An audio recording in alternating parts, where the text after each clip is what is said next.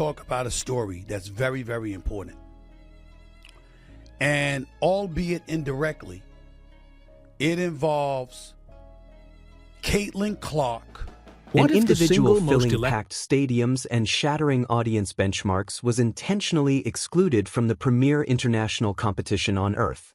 This feels like collusion, yet per Stephen A. Smith, this accurately describes the WNBA's recent treatment regarding Caitlin Clark. The organization's head, Cathy Engelbert, currently occupies the heart of a controversy regarding what experts label a savage and damaging move in contemporary athletic records. This choice surpassed mere lineup selection. It functioned as a message, revealing a profound, unsettling friction inside the association that might alter future dynamics. This narrative involves far more than an Olympic slot. It concerns wealth, influence, and an uprising the established elite is frantically attempting to halt. For cycles, the total athletic community functioned under one basic belief: Caitlin Clark would attend Paris during the Summer Games. People didn't wonder whether, but rather how frequently she'd compete. Pundits viewed it as an absolute certainty. Gambling projections listed her as a guaranteed fixture. The journalistic arc was basically finalized. The university sensation, who transformed statistical archives and attracted countless fresh viewers to female hoops, was set to showcase her abilities upon the world platform. It appeared as the ideal rational following phase within a legendary journey. Consequently, the revelation hit in a shift that triggered a massive tremor across both the athletic environment and the broad societal scene. The formal American squad list appeared and her identity was entirely missing. That verdict arrived with a massive impact, generating a void of skepticism that immediately swelled with total resentment. Digital forums such as X and Instagram turned into a flood of angry inquiries and claims. Athletic broadcasts abandoned their scheduled segments to provide lengthy blocks of coverage toward this lone, confusing exclusion. The inquiry resonated from every direction. Why?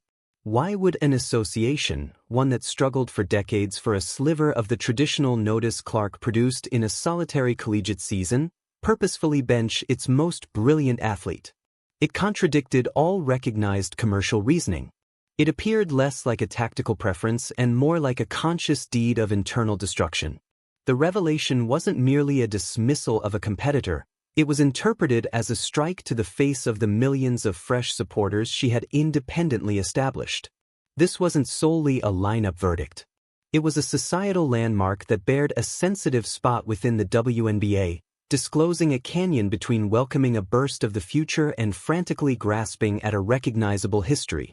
As the communal outcry reached a maximum intensity, the formal justification from the Olympic Selection Committee started to spread, a rationale that felt both entirely corporate and profoundly disappointing. At the surface, the logic was exhibited as a clean, unmixed basketball judgment, totally separated from the realm of promotion or public sentiment. The panel, a collection of veteran hoops traditionalists and former athletes, asserted their choice was rooted in proficiency, harmony, and crafting the finest possible unit to capture a gold trophy. They indicated the roster of decorated experts, ladies who had endured the Olympic trial previously. They showcased living icons like Diana Taurasi, a 42-year-old figure on her 6th Olympic campaign, and dominant fixtures like Breanna Stewart and Aya Wilson. The contention was that the squad already held a deep reservoir of skill and a settled rapport that a newcomer, regardless of how innovative, could potentially upset. Murmurs from backstage highlighted Clark's defensive shortcomings and her elevated turnover frequency, data points that detractors utilized as validation. They claimed that while her scoring prowess was once in a generation, the stressful, high-risk setting of the Olympics necessitated a more rounded, experienced athlete who wouldn't be a defensive liability. The story they meticulously built was one of caution and custom. This was about honoring the rank, valuing the players who had put in the time, and not accelerating a rookie simply due to her unrivaled fame. It was presented as a difficult but vital pick made by specialists who prioritized one thing only: securing gold. But this tidy, sterilized defense felt empty to millions.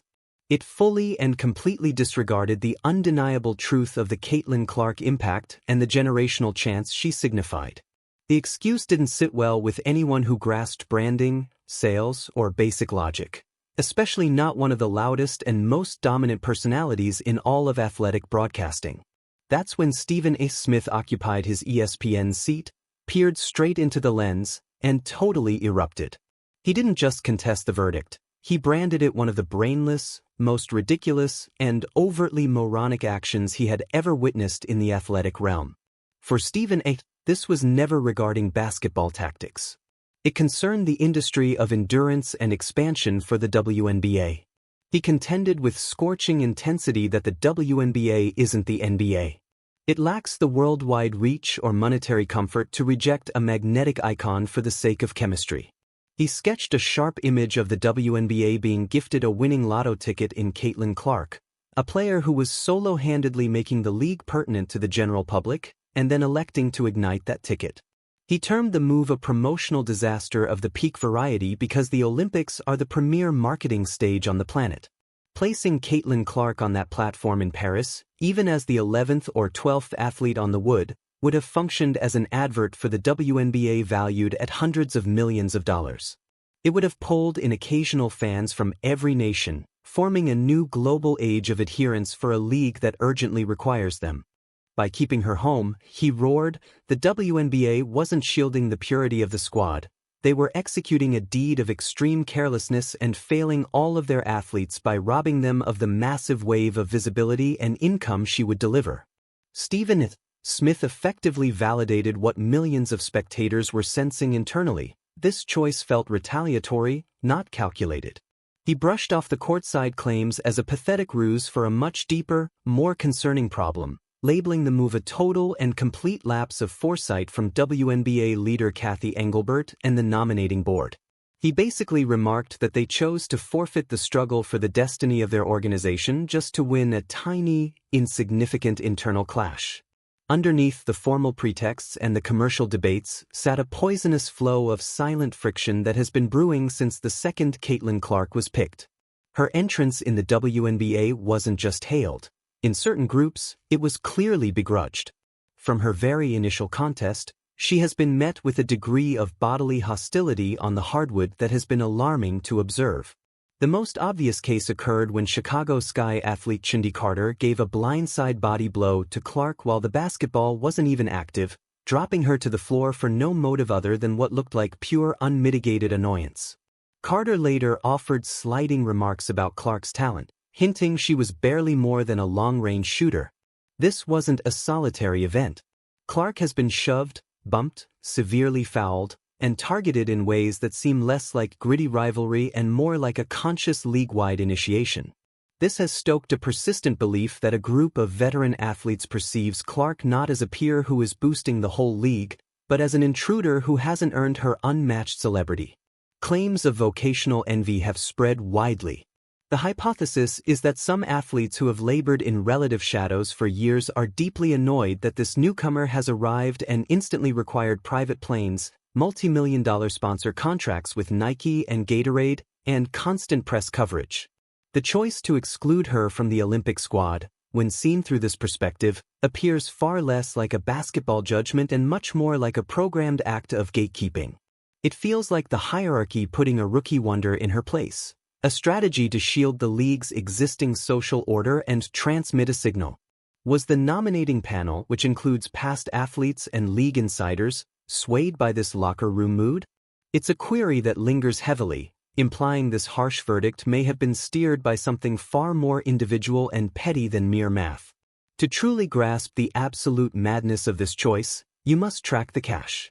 The Caitlin Clark phenomenon isn't just a catchy sales slogan.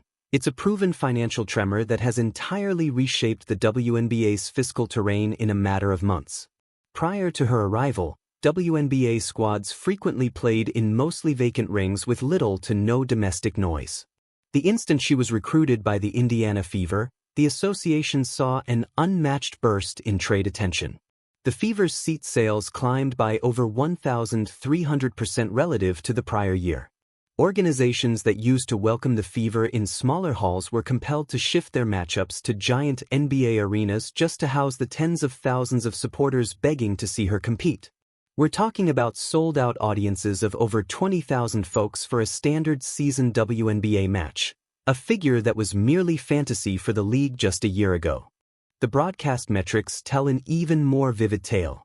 Her opening match pulled an average of 2.1 million spectators, making it the most seen WNBA match on ESPN in the channel's whole timeline. Matchups featuring Caitlin Clark are constantly pulling crowds that are 3, 4, or even 5 times bigger than matches without her. She is, without any hyperbole, the main cause for the association's fresh mainstream significance and its landmark new broadcast contracts. This monetary surge reaches past tickets and television. For the first time in its history, the league pledged to full-time private travel for all squads, a shift that was undoubtedly pushed by the heavy press spotlight Clark aimed at the topic of athlete transit and security. By excluding her from the Olympic unit, Team USA and its backers are consciously abandoning a certain gold source.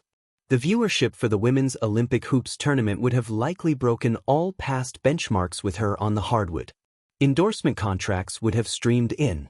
The chance to pitch the WNBA to a global crowd of billions has been totally and completely wasted. It is a fiscal blunder of such massive scale that business colleges could one day examine it as a lesson of what to avoid. It's a choice to willingly shut off a pipeline of wealth and focus out of what seems to be pure malice.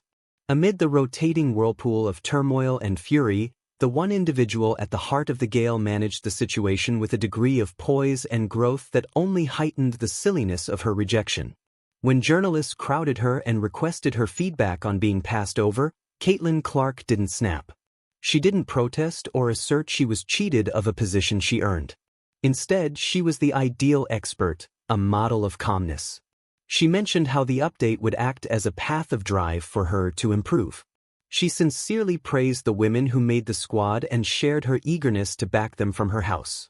She spoke of her permanent vision of one day sporting the red, white, and blue, effectively changing a time of heavy personal letdown into a public exhibit of moving sportsmanship.